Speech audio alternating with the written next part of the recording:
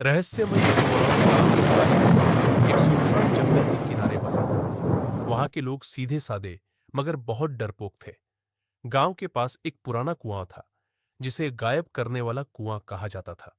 कहते हैं जिसने भी उस कुएं का पानी पिया वह दोबारा कभी नहीं देखा गया। पहला गायब इंसान पहली बार यह बात 50 साल पहले सामने आई थी जब हरिया नाम का एक नौजवान गर्मी के दिन कुएं से पानी पीने गया। वह पसीने से तरबतर था।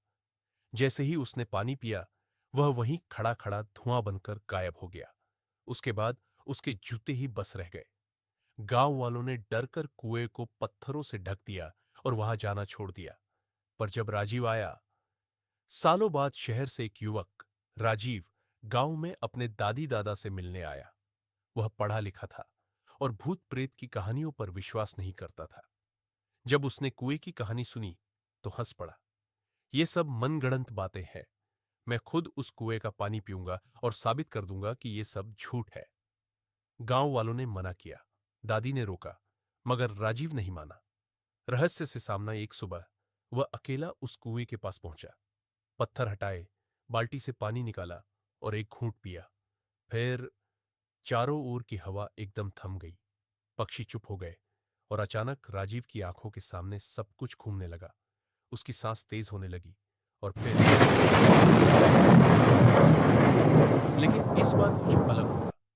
राजीव किसी और दुनिया में पहुंचा।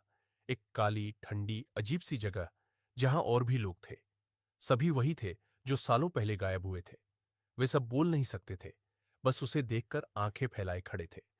कुएं का सच राजीव ने देखा कि वहां एक पुराना संत बैठा है। उसने बताया, यह कुआं एक दूसरी दुनिया का द्वार है जिसे एक तांत्रिक ने बनाया था। जिसने भी उस कुएं का पानी पिया वह इस रहस्य लोक में कैद हो गया। केवल एक व्यक्ति इस श्राप को तोड़ सकता है, जो कुएं से गया हो और वापस आए। राजीव ने ठाना कि वह वापस जाएगा, लेकिन रास्ता आसान नहीं था। उसे अपने डर, अपनी लालच और भ्रम से लड़ना पड़ा। अंततः वह कुएं के द्वार तक पहुंचा और जैसे ही उसने उसकी सीमा रेखा पार की, उसकी आंखें खुली। वापस गांव में राजीव अब गांव के कुएं के पास था, बेहोश। लेकिन वह वापस आ चुका था।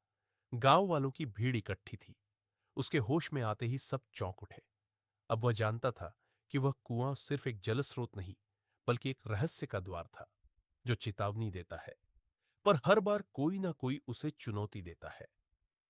सीख, कुछ रहस्य रहस्य ही रहने चाहिए।